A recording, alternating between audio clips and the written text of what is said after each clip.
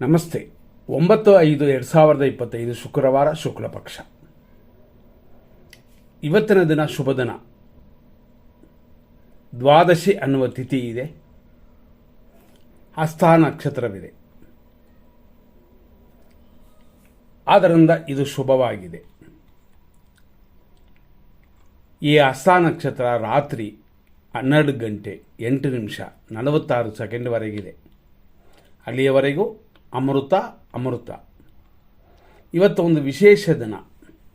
ಸೌರಮಾನ ಅಂದರೆ ಸೂರ್ಯನ ಆಚರಣೆಯ ಪ್ರಕಾರನು, ಚಾಂದ್ರಮಾನದ ಆಚರಣೆಯ ಪ್ರಕಾರನು ಎರಡು ಅಮೃತವಾಗಿ ಲಾಭವಾಗಿ ಬಂದಿರೋದ್ರಿಂದ ಖಂಡಿತವಾಗಿ ಶುಭ ದಿನವೇ. ಆಮೇಲೆ ಬರುವಂಥದ್ದು ಅಂದರೆ ಹಸ್ತ ನಕ್ಷತ್ರ ಆದ ಮೇಲೆ ಅಂದರೆ ರಾತ್ರಿಯ ಮೇಲೆ ಬರೋದು ಚಿತ್ತಾ ನಕ್ಷತ್ರ. ಆದರೆ ಅದು ಧನಕ್ಷಯ ಇದೆ, ಆದ್ದರಿಂದ ಹೇಳ್ಕೊಳ್ಳುವಂತೆ ಶುಭವಾಗಿಲ್ಲ. ಆದರೆ ನಿಮಗೆ ರಾತ್ರಿಯವರೆಗೂ ಟೈಮ್ ಇದೆಯಲ್ಲ, ಯೋಚನೆ ಇಲ್ಲ. ಇವತ್ತಿನ ಕೆಲವು ಕಾರ್ಯಗಳನ್ನ, ಒಳ್ಳೆಯ ಕಾರ್ಯಗಳನ್ನ ಮಾಡಬಹುದು. ಮತ್ತಷ್ಟು ವಿಶೇಷಗಳನ್ನ ಇವತ್ತು ನೋಡೋಣ. 5:56ಕ್ಕೆ ಸೂರ್ಯೋದಯ, ಸಂಜೆ 6:36ಕ್ಕೆ ಸೂರ್ಯ ಅಸ್ತಮನ. ಹಸ್ತ ನಕ್ಷತ್ರ ರಾತ್ರಿವರೆಗೂ ತಂದಿವೆ, ಅದು ದೇವಗಣ. ಆಮೇಲೆ ಬಂದಿರುವಂಥ ಚಿತ್ತಾ ನಕ್ಷತ್ರ ರಾಕ್ಷಸಗಣ. ಬೆಳಿಗ್ಗೆ 5:56ರಿಂದ ದಿನ ಪೂರ್ತಿ ಕನ್ಯಾ ರಾಶಿ ಇದೆ. ಇವತ್ತು 5:56 ಬೆಳಗ್ಗೆಯಿಂದ 10:37ವರೆಗೂ ಹಸ್ತ ನಕ್ಷತ್ರ 2ನೇ ಪಾದವಿದೆ. ಆನಂತರ ಸಂಜೆ 5:23ವರೆಗೂ ಹಸ್ತ ನಕ್ಷತ್ರ 3ನೇ ಪಾದ. ಸಂಜೆ 5:23ರಿಂದ ರಾತ್ರಿ 12:09ವರೆಗೂ ಹಸ್ತ ನಕ್ಷತ್ರ 4ನೇ ಪಾದ. ರಾತ್ರಿ 12:09ರಿಂದ ಚಿತ್ತಾ ನಕ್ಷತ್ರ 1ನೇ ಪಾದ, ಕನ್ಯಾ ರಾಶಿ. ಹಂಗಾಗಿ ಇವತ್ತು ದಿನ ಪೂರ್ತಿ ಕನ್ಯಾ ರಾಶಿ ಇದೆ. ಇಷ್ಟೆಲ್ಲ ನೋಡಿದ್ರು 100% ಶುಭ ಸಮಯವನ್ನು ನೋಡೋಣ. ನಾವು ಎಲ್ಲವನ್ನು ಫಿಲ್ಟರ್ ಮಾಡಿರ್ತೀವಿ. ರಾಹುಕಾಲ, ಯಮಕಂಠ ಕಾಲ, ದುರ್ಮುಹೂರ್ತ, ಇದೆಲ್ಲ ಫಿಲ್ಟರ್ ಮಾಡಿಯೇ ಶುಭ ಸಮಯಗಳನ್ನ ಹುಡುಕಿ ಕೊಟ್ಟಿರ್ತೀವಿ. ಅದನ್ನು ನೋಡಿ ತಿಳ್ಕೊಬೋದು. 5:56ರಿಂದ 6:32ವರೆಗೂ ಶುಭ ಸಮಯ. 8:22 ಬೆಳಗ್ಗೆ AM-ರಿಂದ 8:28ವರೆಗೂ ಶುಭ ಸಮಯ. ಇದು ಒಂದು 6 ನಿಮಿಷ. 9:21ರಿಂದ 10:31 ಅಲ್ಲಿಯವರೆಗೂ ಶುಭ ಸಮಯವಾಗಿದೆ. 12:18ರಿಂದ 12:39ವರೆಗೂ ಶುಭ ಸಮಯವಾಗಿದೆ. ಮಧ್ಯಾಹ್ನ 1:34ರಿಂದ 2:44ವರೆಗೂ ಶುಭವಾಗಿದೆ. ಸಂಜೆ 5:3ರಿಂದ ರಾತ್ರಿ ಅಂದರೆ 3 ಗಂಟೆ 4 ನಿಮಿಷದವರೆಗೂ ಶುಭವಾಗಿದೆ. ಬೆಳಗಿನ ಜಾವ 4:33ರಿಂದ ಶುಭವಾಗಿದೆ. ಆದರೂ ನಾ ಪದೇ ಪದೇ ಹೇಳುವಂಥದ್ದೇನು, ನಕ್ಷತ್ರ ಹಸ್ತ ನಕ್ಷತ್ರ ಇರುವವರೆಗೂ ಶುಭವಾಗಿದೆ. ಹಸ್ತ ನಕ್ಷತ್ರ ಬಂದ ಮೇಲೆ ಅಂದರೆ ಬಂದು ಮುಗಿದ ನಂತರ ಚಿತ್ತಾ ನಕ್ಷತ್ರ ಧನಕ್ಷಯನ ಕೊಡೋದರಿಂದ ಶುಭವಾಗಿಲ್ಲ ಅಂತ. ಆದ್ದರಿಂದಾಗಿ ಅದನ್ನು ಬಿಟ್ಟುಬಿಡಿ. ನೆಕ್ಸ್ಟ್ ನಾವು ನೋಡುವಂಥದ್ದು ಏನಂತಂದರೆ, ಇವತ್ತಿನ ದಿನದಲ್ಲಿ 100% ಶುಭ ಸಮಯವನ್ನು ನೋಡಿದ್ವಿ, 100% ಅಶುಭ ಸಮಯವನ್ನು ನೋಡೋಣ. ಬೆಳಿಗ್ಗೆ 6:34ರಿಂದ 8:22ವರೆಗೂ ನಕ್ಷತ್ರ ವಿಷಗಡ್ಡಿಕಾ ಕಾಲ. 8:28 ಮೇಲೆ 9:19ವರೆಗೂ ದುರ್ಮುಹೂರ್ತ. 10:41ರಿಂದ 12:16 ಮಧ್ಯಾಹ್ನದವರೆಗೂ ರಾಹುಕಾಲ. 12:41ರಿಂದ ಮಧ್ಯಾಹ್ನ 1:32ವರೆಗೂ ದುರ್ಮುಹೂರ್ತ. ಮಧ್ಯಾಹ್ನ 2:46 ಮೇಲೆ 2:56ವರೆಗೂ ಮೃತ್ಯು ಇದೆ, ಪ್ರಯಾಣಗಳಲ್ಲಿ ಎಚ್ಚರ. ಮಧ್ಯಾಹ್ನ 3:26 ಮೇಲೆ ಸಂಜೆ 5:01ವರೆಗೂ ಯಮಕಂಡ ಕಾಲ.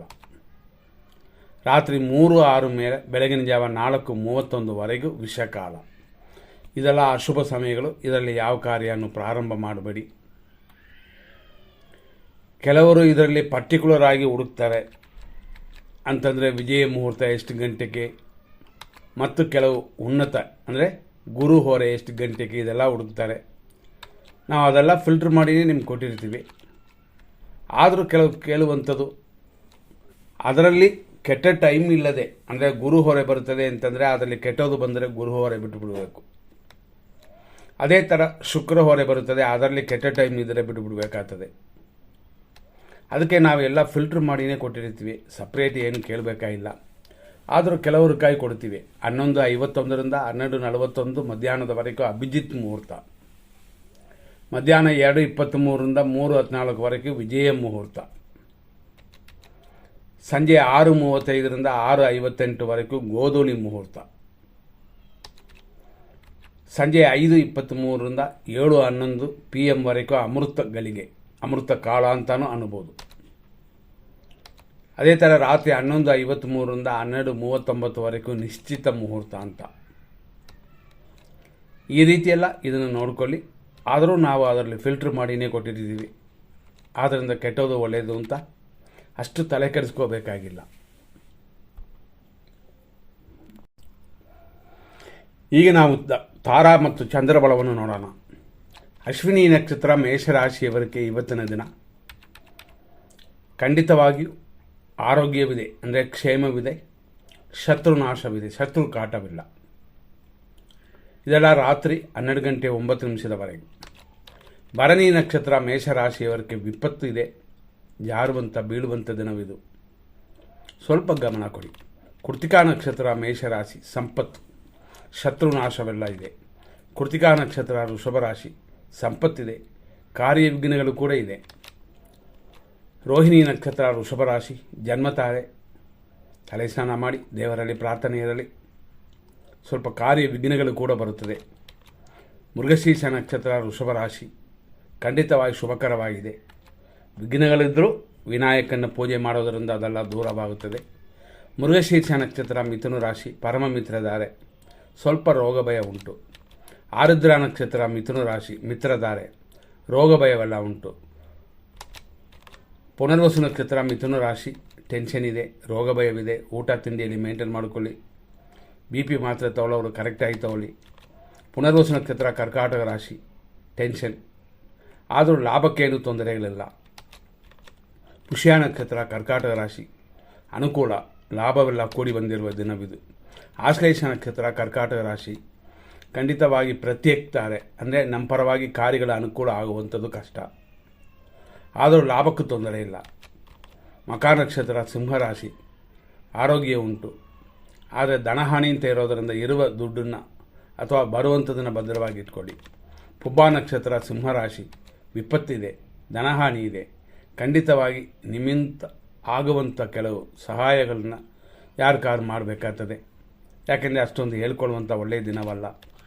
ಉತ್ತರ ನಕ್ಷತ್ರ ಸಿಂಹರಾಶಿ ಸಂಪತ್ತಿದೆ, ಆದರೂ ಧನಹಾನಿಯೂ ಇದೆ. ಬರುವ ದುಡ್ಡು ಇರುವ ದುಡ್ಡನ್ನು ಭದ್ರವಾಗಿ ಇಟ್ಕೊಂಡ್ರೆ ದೋಷವಿಲ್ಲ. ಉತ್ತರ ನಕ್ಷತ್ರ ಕನ್ಯಾ ರಾಶಿ ಸಂಪತ್ತು ಉಂಟು, ಶರೀರ ಆರೋಗ್ಯವು ತುಂಬುತ್ತದೆ. ಹಸ್ತ ನಕ್ಷತ್ರ ಕನ್ಯಾ ರಾಶಿ ಜನ್ಮತಾರೆ, ಯಾರಿಗಾರು ಅಥವಾ ಪಕ್ಷಿ ಪ್ರಾಣಿಗಳಿಗೆ ಮೇವಾಕಿ ಯಾರಿಗಾರು ಸಹಾಯ ಮಾಡಿ ಆರೋಗ್ಯದಲ್ಲಿ ಚೇತರಿಸ್ಕೊಳ್ತೀರ. ಚಿತ್ತಾ ನಕ್ಷತ್ರ ಕನ್ಯಾ ರಾಶಿ ಪರಮ ಮಿತ್ರಧಾರೆ, ಶರೀರ ಸುಖವೆಲ್ಲ ಕೂಡಿ ಬರುತ್ತದೆ. ಚಿತ್ತಾ ನಕ್ಷತ್ರ ತುಲಾರಾಶಿ ಪರಮ ಮಿತ್ರಧಾರೆ, ಧನವ್ಯಯವೆಲ್ಲ ಉಂಟು. ಸ್ವಾತಿ ನಕ್ಷತ್ರ ತುಲಾರಾಶಿ ಮಿತ್ರಧಾರೆ, ವ್ಯಯ ಎರಡು ಕೂಡಿ ಬಂದಿದೆ. ವಿಶಾಖ ನಕ್ಷತ್ರ ತುಲಾರಾಶಿ ಒಳ್ಳೆಯ ದಿನವಲ್ಲ, ಅಂದರೆ ಶುಭ ದಿನವಲ್ಲ, ವ್ಯಯವೂ ಜಾಸ್ತಿ ಉಂಟು, ಸ್ವಲ್ಪ ಗಮನ ಕೊಡಿ. ವಿಶಾಖ ನಕ್ಷತ್ರ ವೃಶ್ಚಿಕ ರಾಶಿ ಟೆನ್ಷನ್ ಇದೆ, ಇಷ್ಟಾರ್ಥ ಸಿದ್ಧಿಯೂ ಇದೆ. ಒಂದು ಕಡೆ ಇಷ್ಟಾರ್ಥ ಸಿದ್ಧಿ, ಇನ್ನೊಂದು ಕಡೆ ಟೆನ್ಷನ್, ಎರಡು ಮಿಕ್ಸ್ ಆಗಿರೋದ್ರಿಂದ 50% ಇರೋದು ಇವತ್ತು. ಅನುರಾಧ ನಕ್ಷತ್ರ ವೃಶ್ಚಿಕ ರಾಶಿ ಅನುಕೂಲವು ಇಷ್ಟಾರ್ಥ ಸಿದ್ಧಿ ಇದೆ, ಶುಭ ದಿನವಾಗಿದೆ ನಿಮಗೆ. ಜ್ಯೇಷ್ಠ ನಕ್ಷತ್ರ ವೃಶ್ಚಿಕ ರಾಶಿ ಪ್ರತ್ಯೇಕ್ತಾರೆ, ಅಂದರೆ ನಮ್ಮ ಪರವಾಗಿ ಕಾರ್ಯಗಳ ಅನುಕೂಲವಾಗುವಂಥದ್ದು ಕಷ್ಟ, ಆದರೂ ಯಾವತ್ತೋ ಯಾರ ಹತ್ರನೋ ಕೇಳಿರೋದು ಬಂದರೆ ಅನುಭವಿಸಬಹುದು. ಮೂಲ ನಕ್ಷತ್ರ ಧನುಸು ರಾಶಿ ಆರೋಗ್ಯ ಉಂಟು, ನಿಮ್ಮ ಕಸುಬಲ್ಲಿ ಅಭಿವೃದ್ಧಿ ಉಂಟು. ಪೂರ್ವಾಷಾಢ ನಕ್ಷತ್ರ ಧನುಸು ರಾಶಿ ವಿಪತ್ತಿದೆ, ಕೆಲಸ ಕಾರ್ಯದಲ್ಲಿ ಅಭಿವೃದ್ಧಿ ಉಂಟು, ಅದಕ್ಕೂ ತೊಂದರೆ ಇಲ್ಲ. ಉತ್ತರಾಷಾಢ ನಕ್ಷತ್ರ ಧನುಸು ರಾಶಿ ಸಂಪತ್ತಿದೆ, ಕೆಲಸ ಕಾರ್ಯದಲ್ಲಿ ಅಭಿವೃದ್ಧಿಯೂ ಉಂಟು. ಉತ್ತರಾಷಾಢ ನಕ್ಷತ್ರ ಮಕರ ರಾಶಿ ಸಂಪತ್ತು, ಕಾರ್ಯ ತಡೆಗಳೆಲ್ಲ ಉಂಟಾಗುತ್ತದೆ. ಶ್ರವಣ ನಕ್ಷತ್ರ ಮಕರ ರಾಶಿ ಜನ್ಮತಾರೆ, ಕಾರ್ಯ ತಡೆ, ಹಂಗಾಗಿ ಅನಾನುಕೂಲವೇ ಇವತ್ತಿದೆ. ಸ್ವಲ್ಪ ಎಚ್ಚರವಾಗಿದ್ದರೆ ಎಲ್ಲವನ್ನೂ ಸರಿ ಮಾಡಬಹುದು. ಧನಿಷ್ಠ ನಕ್ಷತ್ರ ಮಕರ ರಾಶಿ ಪರಮ ಮಿತ್ರಧಾರೆಯಾಗಿ ಸ್ವಲ್ಪ ಕಾರ್ಯ ತಡೆಗಳೂ ಉಂಟು, ಇದನ್ನೆಲ್ಲ ಸರಿ ಮಾಡಿಕೊಂಡ್ರೆ ದೋಷಗಳಿಲ್ಲ, ಆದ್ದರಿಂದ ನೋಡ್ಕೊಂಡು ನಡ್ಕೊಳ್ಳಿ. ನಂತರ ಧನಿಷ್ಠ ನಕ್ಷತ್ರ ಕುಂಭರಾಶಿ ಪರಮ ಮಿತ್ರಧಾರೆ, ಆರೋಗ್ಯದಲ್ಲಿ ಮಾತ್ರ ಗಮನ ಕೊಡಿ ಸಾಕಾಗುತ್ತದೆ. ಶತಭಿಷ ನಕ್ಷತ್ರ ಕುಂಭರಾಶಿ, ಮಿತ್ರಧಾರೆ, ಆದರೆ ರೋಗವೃದ್ಧಿ, ಆರೋಗ್ಯದ ಕಡೆ ಗಮನ ಕೊಡಿ. ಪೂರ್ವ ಭಾದ್ರಪದ ನಕ್ಷತ್ರ ಕುಂಭರಾಶಿ, ಟೆನ್ಷನ್, ರೋಗವೃದ್ಧಿ, ಖಂಡಿತ ಆರೋಗ್ಯದಲ್ಲಿ ಎಚ್ಚರ. ಚಿಕ್ಕದಾಗಿದ್ದರೂ ತೋರಿಸ್ಕೊಳ್ಳಿ ಡಾಕ್ಟರ್ ಹತ್ರ. ಪೂರ್ವ ಭಾದ್ರಪದ ನಕ್ಷತ್ರ ಮೀನರಾಶಿ, ಟೆನ್ಷನ್, ಆದ್ದರಿಂದ ಟೆನ್ಷನ್ ಇಲ್ಲದೆ ನಡ್ಕೊಳ್ಳಿ.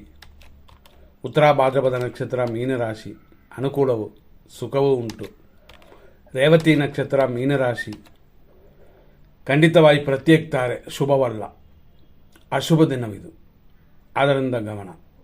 ಅರೆ ನಿಮಗೆ ಈ ರೀತಿ ಇದೆ ಅಷ್ಟೇ. ಇದೇ ನಿಮ್ಮ ಮನೆಯಲ್ಲಿರುವವರಿಗೆ ಬೇರೆಯವರಿಗೆಲ್ಲ ಅನುಕೂಲಕರವಾಗಿರುತ್ತದೆ. ಅದನ್ನು ಉಪಯೋಗಿಸ್ಕೊಳ್ಳಿ, ಅವರನ್ನು ಉಪಯೋಗಿಸ್ಕೊಳ್ಳಿ. ಇಲ್ಲಿಯವರೆಗೆ ಇಷ್ಟು ವಿಷಯಗಳನ್ನ ನೋಡಿದ್ವಿ. ಮುಂದಿನ ಸಂಚಿಕೆ ನೋಡೋಣ. ಧನ್ಯವಾದಗಳು.